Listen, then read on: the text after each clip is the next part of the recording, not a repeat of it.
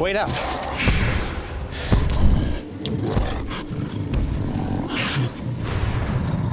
On March 17, 2025, Brian thought he filmed a bear, but instead captured the most terrifying creature on planet Earth. The disgustingly large Sasquatch didn't hesitate and went after him, and what investigators later discovered about his sighting turned this story into the darkest Bigfoot encounter ever seen. When Brian Phillips parked at the Farley's Prairie Trailhead in Ocala National Forest around 2 p.m., planning a simple 4-mile loop through the pine flatwoods. The temperature sat at 73 degrees, and the forest was unusually quiet. He had covered roughly a mile and a half when he noticed something moving through the palmetto scrub approximately 200 feet ahead. His first assumption was a black bear, common in this part of the forest. Black bears were frequently sighted in Ocala National Forest, especially during spring when they emerged from their winter dens. He stopped walking and reached for his phone, more out of excitement than concern. The figure moved between two longleaf pines, and Brian activated his camera. Through the screen, he watched as the shape emerged into a small clearing. It was walking upright. The stride was too long, the proportions completely wrong for a human. The shoulders were massive, easily 3 feet across.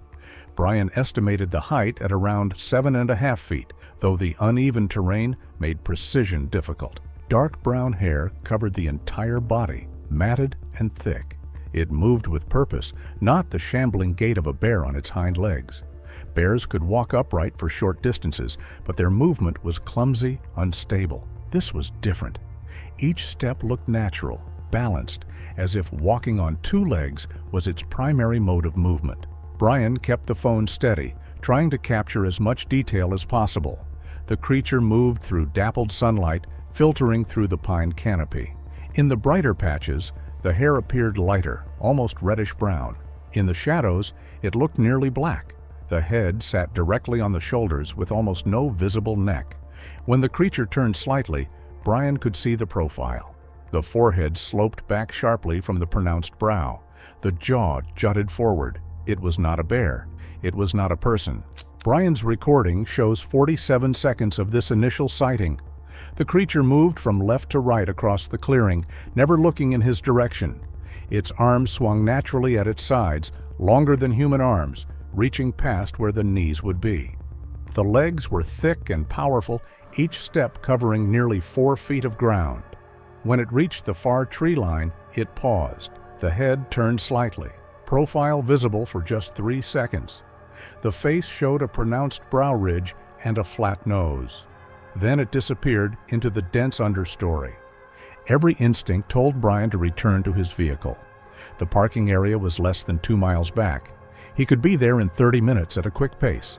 Instead, he moved forward. He would later tell investigators that something compelled him to follow, a curiosity that overrode his fear. This was a once-in-a-lifetime opportunity. Whatever he had just seen, it was real, and it was in front of him. He stayed on the trail for another 100 feet, then stepped off into the palmetto. The creature had left disturbed vegetation, bent fronds showing the direction of travel. The path was unmistakable. Something large had pushed through here, and recently. Brian kept his phone raised, recording continuously now. The footage shows his hands shaking, the image bouncing with each step. The palmetto grew thicker off-trail, the stiff fronds reaching waist-high. They scraped against his pants and grabbed at his boots. Progress was slow. He had to push through with his free hand while keeping the camera up with his right. Sweat began to form on his forehead, despite the moderate temperature. The exertion combined with adrenaline made his breathing heavier. He tracked the disturbances for roughly 300 feet, moving deeper into an area where the pines grew denser and the understory thickened with saw palmetto and gallberry. The canopy blocked much of the afternoon sun. Shadows stretched across the forest floor. The temperature felt cooler here, away from direct sunlight. His video timestamp showed 2:17 p.m. when he stopped again. Something had changed in the forest. The usual sounds, the distant birds and rustling of small animals, had ceased completely. Brian panned his camera slowly from left to right. The recording captured his breathing, faster now, and the crunch of dry pine needles under his boots. He stood completely still, listening. Nothing. The silence felt heavy, oppressive. Movement flickered in his peripheral vision. He spun left, camera following. The creature stood 80 feet away, partially obscured by a dead pine. But it was facing him now. The footage shows a clear frontal view for nearly 8 seconds. The body was broader than any human, the chest barrel-shaped and covered in dark hair that appeared lighter around the face. The arms hung at its sides, hands visible, each finger clearly defined. The hands looked almost human in structure, but larger, much larger. Each hand appeared to be at least 12 inches long. The face stared directly at the camera. The eyes were dark, sunken beneath that heavy brow ridge. Brian froze. The creature did not move. It simply watched him, standing perfectly still in a way that felt deliberate, patient. Then it stepped out from behind the tree. The full height became apparent. Brian's angle, shooting slightly upward, confirmed this thing stood well over 7 feet tall. The legs were thick, powerful, built for strength rather than speed. Or so Brian thought. It took 2 steps forward, closing the distance to about 70 feet. Each step was measured, controlled. Brian's camera lowered slightly, his arm wavering. The footage becomes less steady. His hands were shaking more now. The creature took another step. Brian backed up. His boot caught on something, a root or vine hidden under the pine needles, and the camera jerked as he caught himself. He stumbled but did not fall. When he raised the phone again, the creature had moved. It was now 50 feet away. It had covered 20 feet in the second or two when Brian's camera was down. The speed was wrong. Something that large should not be able to move that quickly, that quietly. The recording shows Brian turning and walking quickly back the way he came. He kept the camera pointed behind him, over his shoulder. The creature followed. It matched his pace, maintaining the 50-foot distance. The spacing felt intentional, not close enough to be an immediate threat, but close enough to maintain pressure. Brian increased his speed. The creature did the same. Its movements remained smooth, efficient. The footage captured nearly 2 minutes of this pursuit.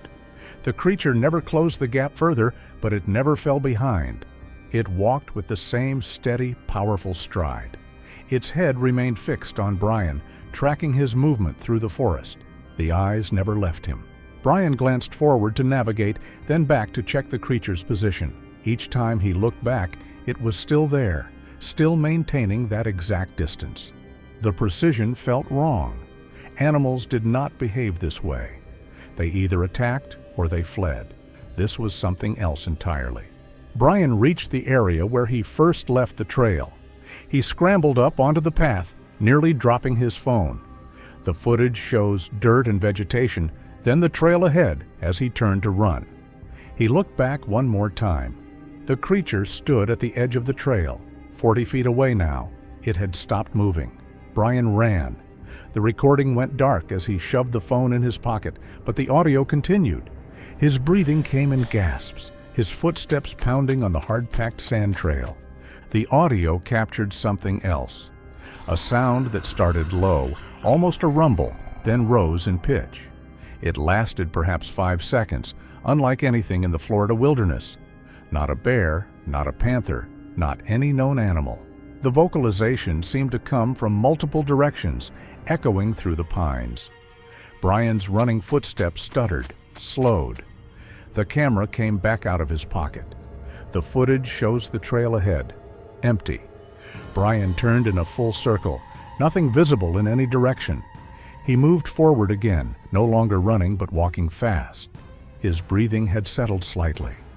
The trail curved ahead, returning toward the prairie. Brian checked behind him every few seconds. The forest remained empty, but something felt wrong. He later described it as a pressure, a sense of being watched from all sides. The footage shows him scanning the tree line continuously. At 2:31 p.m., roughly 14 minutes after the initial sighting, he was approximately half a mile from his vehicle. A crack echoed through the forest. The sound was sharp, loud like a gunshot.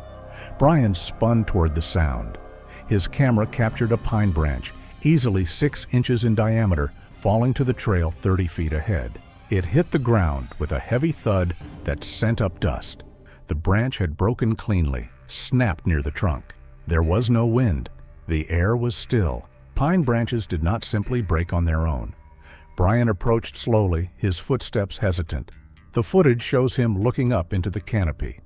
The tree where the branch had broken stood at least 40 feet tall. Nothing visible in the upper branches. No movement? He stepped around the branch and continued. His pace had slowed considerably now. He checked the forest on both sides constantly. 20 feet later, another crack. This time from the right side of the trail. Another branch, this one even larger, perhaps 8 inches across. It crashed through the understory, breaking smaller branches on its way down. It landed 15 feet from where Brian stood. The impact shook the ground slightly. Brian could feel it through his boots. He stopped walking completely. His breathing was audible on the recording now, coming in short, quick bursts. He raised his camera, filming the forest on both sides. The footage shows dense vegetation, shadows between the trees. The palmetto was too thick to see more than 20 feet in most directions. He called out, asking if anyone was there. His voice carried through the quiet forest, sounding small and uncertain. No response came, not a sound. He waited for perhaps 15 seconds, the camera still rolling. Nothing. He started moving again, faster now. His walk was almost a jog. The trail straightened ahead, offering a clear view for perhaps 100 feet. Brian focused on that distant section, on reaching open ground. If he could get back to the prairie, to the trailhead, he would be safe. The parking area felt impossibly far away now, though it was less than half a mile. The third branch came from directly overhead. The crack was louder, sharper. It sounded closer. Brian looked up just as it fell. The footage captured his dive to the side, the camera swinging wildly.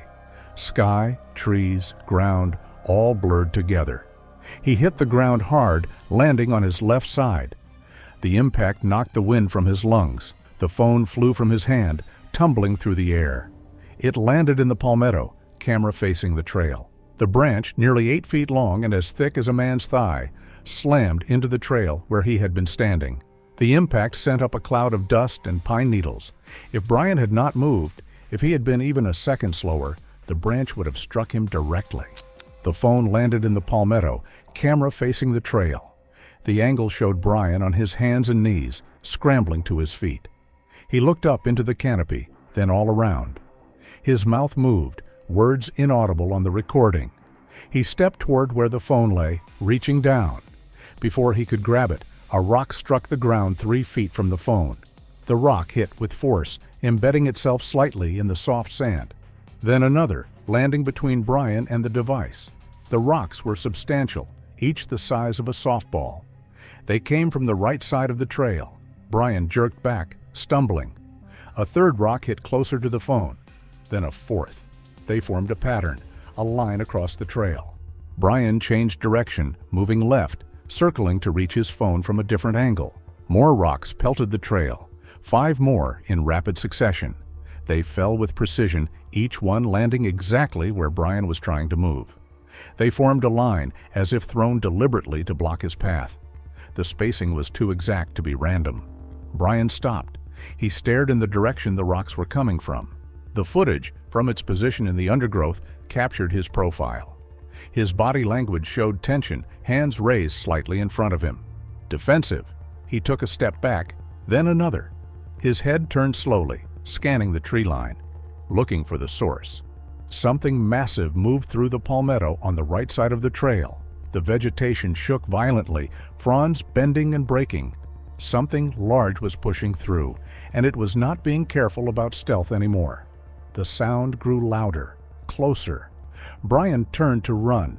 The footage captured his legs as he passed the phone, sprinting down the trail. His boots kicked up sand with each stride. The sounds of breaking vegetation grew louder. Whatever was in the forest was moving fast, parallel to the trail. The palmetto rattled and shook along a 30-foot section. Brian's footsteps faded slightly as he got further from the phone. His breathing was ragged, panicked. The sound of breaking branches continued, getting closer to the camera's position. The entire understory seemed to be moving. Then it appeared. The creature stepped out of the palmetto 20 feet from where the phone lay. The angle captured it from roughly waist height. The massive legs, trunk-like and covered in dark hair. Each leg was thicker than any human thigh, the muscles visible even through the hair as it moved. The arms hanging forward slightly, the hands flexed, fingers spreading and closing. It turned its head, looking down the trail in the direction Brian had gone. The face was fully visible for nearly 4 seconds, heavy brow ridge casting shadows over the eyes, deep-set eyes that reflected light slightly, giving them an almost luminous quality. Flat nose with large nostrils that flared as it breathed. The mouth was closed, the jaw prominent and strong. Hair covered most of the face but thinned around the eyes and mouth, revealing dark skin underneath. The expression was not aggressive, but focused, intelligent. The eyes showed awareness, calculation. The creature took 3 steps onto the trail, each footfall visible in the frame. The feet were enormous, easily 18 inches long, wider than a human foot. The toes splayed out with each step, gripping the sand. 5 toes were clearly visible on the left foot as it lifted. The foot flexed naturally, the arch visible. These were not bear paws, not costume pieces. The movement was too natural, too complex. The creature paused in the middle of the trail, turned its head back toward the camera for just a moment. The eyes seemed to look directly at the lens. Then it looked down the trail again, toward where Brian had disappeared. It dropped into a forward stance, weight shifting onto the balls of its feet. The knees bent slightly. The arms came up, hands positioned forward. Then it ran. The speed was shocking. The creature covered ground faster than seemed possible for something so large. Its gait was not quite human, the stride too long, each step covering nearly 6 feet. The arm swing was too pronounced, the arms pumping with tremendous force. But it was clearly bipedal running, not the quadrupedal gallop of a bear. The power in each stride was visible in how its feet struck the ground, sending up small clouds of sand. Within 3 seconds, it had disappeared around the curve in the trail. The sound of its footfalls continued for several seconds more, heavy thuds that faded into the distance. The forest fell silent again. The phone continued recording from its position in the palmetto, showing only the empty trail and the rocks scattered across the sand. Small clouds of dust still hung in the air where the creature had run. 43 seconds later, a scream cut through the forest. It was human, Brian's voice coming from perhaps 200 feet away. The scream was raw, primal, filled with terror and pain. It lasted 2 seconds, then cut off abruptly. Impact sounds followed, something heavy hitting the ground. A grunt, distinctly human. More sounds of struggle, breaking vegetation, thrashing, then silence again. Complete silence. The phone recorded nothing but that silence for nearly 30 seconds. No birds, no insects, nothing. Even the wind seemed to have stopped. The forest held its breath. Movement appeared at the edge of the frame. Brian came into view, crawling on the trail. He was bleeding from his forehead, blood running down the left side of his face. The cut was deep, possibly from hitting the ground or a rock. His shirt was torn at the shoulder, the fabric hanging loose. Scratches covered his exposed shoulder, some deep enough to bleed. He crawled toward the phone, each movement showing pain. His left arm dragged slightly, not moving correctly. The shoulder hung at an odd angle, dislocated. He reached the phone, grabbed it with his right hand. His fingers were shaking, barely able to grip. The camera swung up, showing his face for just a moment. The blood, the wide eyes, the dirt caked on his right cheek. His mouth was open, breathing hard. Then the footage went dark as he pulled the phone close to his chest, curling around it protectively. The audio continued. Brian's breathing was ragged, gasping. Each breath sounded painful, catching in his throat. Footsteps approached, heavy and deliberate. Not running now. Walking. Slow. Each footfall was distinct, spaced several feet apart. They stopped close, very close, perhaps 3 feet from where Brian lay. A new sound emerged, a breathing that was not Brian's. deeper, slower, resonating. It came from directly above the microphone. Something was standing over him. The breathing was steady, controlled. Whatever stood there was not winded from the chase. Brian's breathing stopped as if he was holding his breath, trying to be completely still. The other breathing continued, a sniffing sound, like an animal investigating something. Long inhalations, processing scent. This continued for nearly 20 seconds. Each second must have felt like an eternity for Brian, lying there wounded with something massive standing over him. A low sound, almost a grunt, came from whatever was standing above Brian. The tone was neither aggressive nor curious. It sounded almost satisfied, confirmatory. Then the heavy footsteps again, moving away. Each step clearly audible. They grew fainter but did not hurry. The creature was walking, not running. The footsteps stopped somewhere in the distance, still close enough to hear, perhaps 40 feet away. Brian's breathing resumed, sharp and quick, hyperventilating. He did not move. The audio captured him lying there for another minute, maybe longer. His breathing slowly steadied, though it remained fast. Finally, movement, fabric rustling, the sound of him sitting up, a groan of pain, his voice barely a whisper, words unclear. Could have been prayer, could have been nothing. The camera came back up, pointing ahead. The footage showed the trail, empty now. Brian panned right, then left. Nothing visible. He struggled to his feet, the camera shaking violently. Getting up took nearly 10 seconds. Each movement was agony. His left ankle gave out the first time he tried to stand, and he dropped back to one knee with a gasp. On the second attempt, he made it upright, but could not put full weight on the left leg. He started moving, limping badly. His left leg was not working properly. The ankle was either badly sprained or broken. Each step came with a grunt of pain. The camera pointed down at the trail, showing his boots and the sand passing beneath. Blood dripped from his forehead, leaving dark spots on the sand. He moved perhaps 30 feet, each step slower than the last. Then he stopped. He raised the camera again. The creature stood in the trail ahead. The distance was hard to judge from the footage, but investigators later estimated roughly 60 feet based on known trail features visible in the frame. It faced Brian directly, standing in the center of the trail. The lighting was better here, the canopy thinner. Late afternoon sun filtered through, illuminating the creature clearly. The footage captured details that had been obscured in shadows before. The massive shoulders, the broad chest rising and falling with breath. The arms, so much longer than human proportions, hanging relaxed at its sides. The face, mostly hair-covered, but the eyes visible. Dark eyes, watching. Not black like a bear's eyes, but dark brown, almost human in color. The creature's chest moved with its breathing, slow and steady. It shifted its weight from one foot to the other, a subtle movement, but distinctly visible. It did not advance.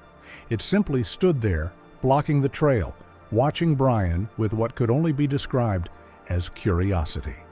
Brian took a step backward. His injured leg nearly buckled, but he caught himself. The creature did not react. Its head remained level, eyes fixed on Brian. Another step back. Brian's breathing was loud on the audio, each breath catching with pain. Still no movement from the creature. It waited. Brian turned and began moving away, faster now despite the limp. His body was running on pure adrenaline, overriding the pain signals. He kept the camera pointed behind him. The creature remained where it stood, watching him retreat. Its posture was relaxed, non-threatening. It made no move to follow. Brian covered roughly 40 feet, each step visible in the shaky footage. He fell once, going down hard on his right knee. The camera caught the impact, then sky as he nearly dropped the phone. He recovered, got back up, kept moving. When he glanced back once more, the creature was gone. The trail stood empty. No movement in the vegetation, no sound. It had simply disappeared, as if it had never been there at all. The remainder of the footage showed Brian's painful journey back to the trailhead.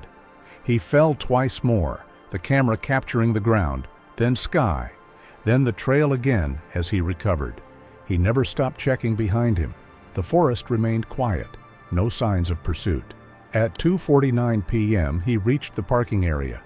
His vehicle was the only one there. The footage showed him fumbling with his keys, dropping them once before getting the door open. The recording ended as he collapsed into the driver's seat. Brian drove directly to Advent Health Waterman in Tavares, 35 miles from the forest. Medical records show he arrived at 3:27 p.m. with lacerations to his scalp requiring 12 stitches, a dislocated left shoulder, severe bruising across his back and left side, and a sprained left ankle. The attending physician documented Brian's account of being attacked by an unknown animal while hiking. Brian turned over his phone to Tavares Police Department that evening. The footage, totaling 31 minutes and 47 seconds, underwent analysis by 3 separate wildlife experts. All confirmed the subject in the video was not a bear, not a person in a costume, and not any known animal in Florida. The proportions, movement patterns, and physical characteristics did not match any documented species. Frame-by-frame analysis of the clearest shots showed details impossible to fabricate with 2025 consumer technology, including individual hair movement, muscle definition beneath the hair, and micro-expressions in the facial features. Florida Fish and Wildlife Conservation Commission investigated the location 3 days after the incident. Officers found disturbed vegetation consistent with Brian's account, broken branches at the reported locations, and impressions in soft ground near the trail. One clear track measured 17 inches long and 9 inches across at the widest point. Casting was attempted, but the ground conditions produced only a partial mold. The investigation report concluded that Brian had encountered something in Ocala National Forest, but could not determine what species. Brian Phillips recovered from his physical injuries within 8 weeks. He has refused all media requests and will not disclose the exact trail location beyond the general area of Farlow's Prairie.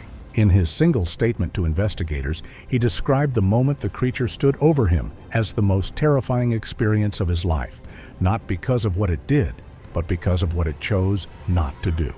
The footage remains the clearest, most detailed Bigfoot evidence ever captured in Florida, and the only documented case of physical contact with injuries requiring medical treatment.